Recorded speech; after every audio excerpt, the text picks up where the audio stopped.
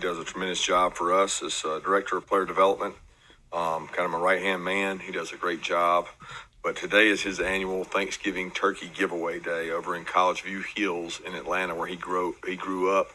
I think he's done it now, Claude was saying 13 years. Maybe he's given away over 230 turkeys to an impoverished area over in College View. And just appreciate all Jonas does for our program and really for our kids. And for him to give back to that community means a lot. He's done it every year I know that I've been here, and does a tremendous job. With that, leading to Georgia Tech and our guys getting to go play in Atlanta, an opportunity to play and where a lot of our guys, one of our main recruiting areas where a lot of our guys are from. And it's a great atmosphere, and I know our guys will be excited for a rivalry game to play in Atlanta. And it's the next part, it's the next chapter, and what are they going to write about this chapter with each group? And I know our guys will be fired up, ready to go this week.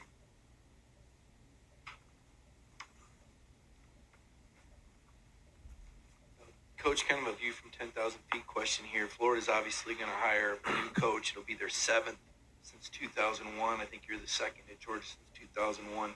My question is about when you took this job, did the stability at Georgia play a factor in that? And what does it say about the coaching landscape that there is that much turnover in the SEC now? The opportunity at Georgia came about, and it really wasn't about the stability, or any of that. It was about an opportunity and a place I believe in and a place that I wanted to be at for a long time. So had a lot more to do with that than maybe the history of who had been here or other places. I think the landscape across college football is what it is. The stakes have gotten higher. The pay has gotten higher. And with that becomes expectations. It's a different landscape now than it was even 4 or 5 years ago in terms of portal, recruiting, number of initials. Everything changes so fast, and so it makes it tougher. And it's a much tougher job. And I think you've seen a lot of people in our level go to the next level because it has a little less strain on your family and things. So I know it's a tough atmosphere, but most people would say they pay you so much it doesn't matter. But at the end of the day, I hate it for Dan because I think Dan's a good person, and it's a tough situation. But it's a profession we chose to be in, and I know Dan will be fine. He'll be perfectly fine. Kind of piggybacking on that question, Kirby, obviously Florida played in the SEC championship game last year. But they had a big dip this year. In terms of this program, the consistent showings year after year that you guys seem to have, what are some of the key factors to that? I don't know. I think building it on a strong foundation, not on, trying to have a great 1 year. Not that I'm saying they did. I don't think it's anything about what they did. I'm not making any comparisons to them. I'm prefacing that with, to build a program, you have to build it on a foundation of strong recruiting, strong people in your organization, retention of staff. Administratively, you got to have tremendous support because you got to be able to go out and hire all the things you need in recruiting. That's so important to have help. And we got tremendous help here in terms of our staffing. I'm talking about the overall picture from Ron Corson to Jonas Jennings to the recruiting staff that we have here to the coaching staff to the support staff. All those roles matter so much, and I think signing good, quality high school football players is extremely important to building your program. And you can't have a lot of holes from year to year because, the holes will cost you if you have one poor class or you have a mass exodus at a position. It can become really tough. So that's where the strains are in being consistent. And we've been fortunate to recruit well, and we got a good recruiting base around us. Coach, I was just wondering, after the game last week, so many guys got an opportunity to play. That after going back and looking on film, did anybody particularly flash to you? Tough evaluation. The game was, out of hand pretty early. So I thought some young guys got in the game, and the young guys that got in the game, there's nobody that screamed, play me over the guy in front of me. That's what you're asking. There's guys that screamed, I'm going to be a good player, when I figure this out.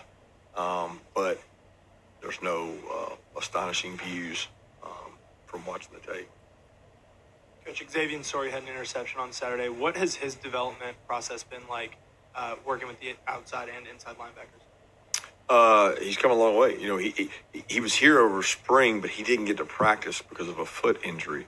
And so he came in a little injured, and that probably hurt his progress early in terms of being able to learn and do things. We played him at outside backer early on.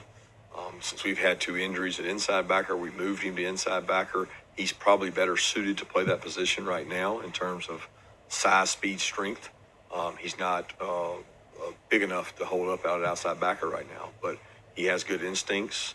He's flashed on the scout team and made some good plays, and I thought he had not necessarily the pick and the turnover. That was a little bit luck, but he had some other good plays where he showed some quickness and some instincts to go strike people. And I think he could be a big help for us, and he's a guy in the last 3 to 4 weeks we've picked up in terms of really getting better and working. Coach, I just want to ask, what have you kind of seen from Tech so far this season, I guess on film, and also just they've obviously struggled a little bit recently. Does this still rivalry have all that juice still, though, knowing that it's Georgia Tech, and do you have to kind of get your guys up and avoid, I guess, the practices you had last week? No, I don't think our guys it'll be completely different because these kids were all recruited by Tech. They know Tech's players. They know a lot of those guys. That doesn't concern me. Our guys have been very mature and handled things really well. We challenged them after the game the other day to come out and approach this thing with a will not be denied attitude. We're going out to go play our best game. That's our goal. Play our best game of the season. How do we do that? We usually do it by practicing well. So that would be the goal for us. Coach, obviously the year has gone well. When you were assessing the team, you and your staff were assessing coming into the season, to get to this point like you have, 11-0, has there been an area that has gone surprisingly well, maybe even that you might have been concerned about? And I guess conversely, is there an area you still feel like to be a championship team, we got to get better here? Yeah, I mean, all across the board. I'm not going to single any unit out, but obviously we've got to play better in a lot of parts. Nobody has arrived. No group has arrived. I don't look at it as this area is an area of concern. That's not how, at least I wouldn't vocalize that in here. That's not my way of doing things. I look at it as how do we get better as a team? How do we get better on special teams? How do we become more explosive offensively? But going back to the offseason, I think you're constantly looking to build your roster. Who can impact our roster? Who can we get to upgrade and make us better that possibly is there in the portal, or a freshman or a guy that we can sign? And we had concerns coming into the season at a lot of positions of depth. We don't have as much depth as we've had. But a couple other positions, O-line and D-line, we have more depth than we've had. At receiver and DB, I've said all along, we're much more thin than we've ever been. Yeah, hey, I wanted to ask you about Brock Bowers leading your team in receptions and touchdowns through the first 11 games of the season. What has allowed him to do that as a freshman? Staying healthy. We really haven't had anybody else that's been consistently healthy. Look across the board. I mean, I don't know that we have anybody that's played in every single game. I mean, maybe AD. I think AD's been the only guy, and he was a true freshman starting out, much like Brock. But, they both went through the spring, which helped them. But biggest thing, Brock's consistency. Number one, he's not just a role player. He can block. He plays with physical toughness. He's very intelligent. He takes notes. He comes in early, watches his tape. And when you have dependability and talent mixed together, it's usually what you get when you got a guy that's put up those kind of numbers. But, I mean, again, it takes opportunities, and he's been healthy for all the games we've played. Do you remember how you viewed this rivalry as a recruit and then as a Georgia player? And do you have any feel for how today's players view this rivalry compared to your era? Yeah, I wasn't a big college football fan as a recruit, so it's hard for me how I viewed it. I didn't come to Georgia Tech games. I didn't grow up going to those. I grew up going to high school football games and watching TV on Saturdays. So I don't really have. As I got here, there was an ingrained, built-in belief that you had to beat your in-state rival, but we also had conference rivals So it just became, you play on something so many times that it falls on deaf ears sometimes. If you say, well, that's our rival, that's our rival, that's our rival, we don't get into that because it really just loses its effectiveness if you use it all the time. So who's not our rival? And that's, we look at it as a chance to grow, and we want to become the best team we can become, and they stand in our way. So we have an opportunity to go play them, and you use game reps to grow and become better. Everything gets heightened in a game rep. So that's what we want to do. We want to go out here and make sure our team is getting better with each and every performance, and we're trying to play that perfect game. But it's not about the history of the rivalry, because our guys, they weren't even born when I was playing. So our guys have no recollection of that. Brett Seether was able to get in the end zone and I think lead in reception on Saturday. How is his role kind of fit in, especially behind Darnell, John Fitzpatrick, and Brock Bowers? Brett's done a good job. He's been over, actually came over, worked on the scout team with us more this last week than he has previously. And I've always said that's one of the greatest confidence factors you can get. You go against a really good defense. He was over against us. I know he made 2 or 3 plays on the scout team. He did a really nice job giving us a look of the opponent. And I think that carried over to his confidence in the game. Plus he got more reps. He got more opportunities. Coach, not looking for any game plans, but what has impressed you about the Tech team and their 3 phases? Yeah, the biggest thing is they got more talent to me. They've stacked some more good players that have come back to the city of Atlanta. When you look across the board, a lot of kids on that team that went to go play somewhere else that all of us recruited that have come back. They've had some key injuries. They've had injuries, at the quarterback position. It's been in and out, back and forth. But they always do a good job in the kicking game. Jeff always takes part of that. That's a big part to him that he plays a role in. You can see his influence in terms of the way they play the game, the way they rush kicks, the way they return kicks in all phases. So it's one of those things that they played a tough schedule as well, and got a lot of respect for how they play. Kirby, on the one-time transfer exception, it's the first season that's been in place. Obviously, players way before this first season in place haven't gone through it. Now, what has your view evolved on how much of an impact this is going to have every year now that this is just kind of like? I think it's too early to tell how it may impact. I think you're always going to have a resource to patch holes. Who patches holes the best? Do we start getting, super teams where all guys want to go to a certain place? It would be my estimation, and I've been wrong before and I'll be wrong again, that the more you rely on those patches in the quick fix, the more trouble you can get yourself in. If you're not building it from the ground up, and you're not developing players, and you're not keeping your players within your organization, you're going to struggle. But the flip side of that is the better you are in your organization, sometimes the longer it takes a young player to play. And so the more transient, the more quickly they want to leave. So I think the culture within your program is so important, that the older players embrace the younger players and grow them up so that they become leaders. Because if you rely on a transfer portal, you're not always going to have the built-in culture and belief of your organization, because guys will be in it for the first time that year. Kirby, what's your assessment of the star position in terms of, looked like Bruni came out of the game a little early with Poole getting in earlier. Is that just a matter of wanting to see William play more, or what's going on at that spot? No, we play a lot of guys. We try to play, Quade, Channing, Jacoby, they all play. We play guys up front. Poole's done a good job at practice. He's practiced well, done a good job. We're continuing to develop people all across the board. I thought we played Kamari, speed. Dan played more at safety. Bullard played at safety. David Daniel played at safety. So, Poole does a good job. We got confidence in Poole. What makes recruiting the Metro Atlanta area so challenging? Not obviously so much for you guys, but I don't understand the question. It's not challenging. so much talent in there.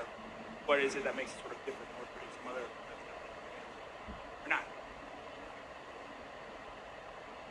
I think all metro areas get recruited heavily. I think metro areas get recruited heavily for obvious reasons. You can travel there immediately. So there's a large airport. They attract a lot of people. People come there to recruit them. They probably sometimes get over-recruited. I don't know. Sometimes the metro areas are the kids are fully developed. They played in a big-time program, but I don't look at it as any more challenging in Atlanta than it is in another major city, Houston, wherever. Going back to the Tennessee game, we saw you put your three inside linebackers on the field at the same time. You're seeing you basically have to scheme around not having Adam Anderson. What has been your take on how that has worked out, and what are some of the options that you've implemented without him in the game? Well, we've always had that. We've had that package always. I mean, we did it against Florida. We did it prior to Florida. We try to get our best football players on the field in terms of speed. We've just done it a little more often now, but we've carried that every year. We did it in the past against Auburn. We did it in the past against other teams. So it's not a role that Channing hasn't played before. He's always kind of had that role. It's been more of a dynamic for us of not being 6 DBs. So what you're seeing is 3 linebackers, where that used to be 2 linebackers because we had 6 DBs. We got 5 DBs, so we don't have that. We have 3 inside backers with the 5 DBs. It just gets really complicated when you think about it. But I know I want to make it simplify for y'all. We're trying to get the 11 best on the field, and Channing gives us an opportunity to do that. But we also have to be cognizant of there's more snaps in the game. So the more the 3 of them are on the field, is that taking away from the first and second down, which gets you to third down. Kirby, now that a couple days since the game, where do things stand with Jamari, Chris Smith, and Nolan Smith as far as this week? What do you expect? Feel good about all 3 of them. Hopeful about all 3 of them. 2 of those guys will be back out there practicing. I mean, Nolan practiced all last week. So did Jamari. He just didn't go with the ones. We feel like Jamari will be back. We feel like Nolan will be back. And we're hopeful that Chris will be back. He won't be practicing today, but we think he'll be back. We had a rare opportunity to play 4 quarterbacks in one game. Did you see enough to have some takeaways? Share with us. Yeah, I thought all 4 guys did what we asked them to do. We gave, we didn't give Brock as much of a chance as we gave those other guys, because by that time it was, we're running the clock, and we had some linemen that we wanted to get in the game, a couple walk-on kids that had not played, and it's always important to me that if you're going to put a quarterback out there, you want to give him the best opportunity to be successful of who's in front of him. But I thought those guys did a nice job. I think their understanding of the system is getting better and better with reps. They take, reps each week. Although Brock's are mostly scout team, those other guys get a lot of quality reps. And great opportunity to get out there and grow and get game time experience. Coach Jacoby was a finalist for the Butkus today, made the cut for that. We're just talking about, Channing and Quay, and your rotation is so heavy inside linebacker. What in your mind makes him deserving of that award should it end up coming his way? Because he's one of the best linebackers in the country. And if the award is based on statistics and number of snaps, shame on the award, because that's not what it's about. It's supposed to go to the best linebacker in the country. And I've been very fortunate to coach guys that have won that at multiple places, and he's in that same category of guys, and it's tough because I think Quay and Channing are deserving of it. But what's great about those 3 guys? They just want to win. And that's what's been special about this team, because as these accolades and awards and finalists have come out, those 3 guys are not worried about any of it. They're worried about winning a championship. And I think Jacoby would tell you, before anybody on our team, it's a whole lot more important how he grows and plays and continues to lead our team than just about that award. But he's one of the most explosive, best blitzing linebackers, smartest that I've seen. And Quay and Channing both have really good strengths too. They complement each other really well, all 3 of them. Kirby, that kind of segues in. The Governor's Cup is inscribed with Sig Vos non vobis, which means thus we yet labor, not for yourselves. Talk about how your team this year has exemplified that thus far. Yeah, the focus has been on each other. That was the whole connection piece, and they've kind of had a pact of, that it's not going to be about the individualism. It's going to be about the group. That's always easy to say in the off season, it's harder to live through, especially when you're going through games. And, one guy might have a stellar game than another guy. And I think across the board, offensively and defensively, it's been spread pretty evenly considering. I mean, those guys on offense, there's been different backs lead it. There's been different receivers lead it. There's been different quarterbacks lead it. I mean, it's just been kind of a by committee, and defense has been the same way. So I think it just says a lot about the fact that the kids don't care and they don't get caught up in it. I want to ask you what their different quarterbacks, Sims and Yates, bring to the table, and then their running back, Gibbs. Yeah, Gibbs is playing really well. I mean, he's an explosive player, kick return, touchdown. I mean, they find ways to get him the ball, and when you watch the tape, he looks like he's in a different gear. I mean, really talented player with the way they use him. And obviously, both the quarterbacks, had some injuries and been beat up, but Sims is a really good thrower, really good athlete. They use both of their legs well to get them out of the pocket and move them around. And, that's been an issue for us in terms of the quarterbacks have been able to add to the run game this year. So I know they'll be looking for ways to do that with whichever quarterback plays.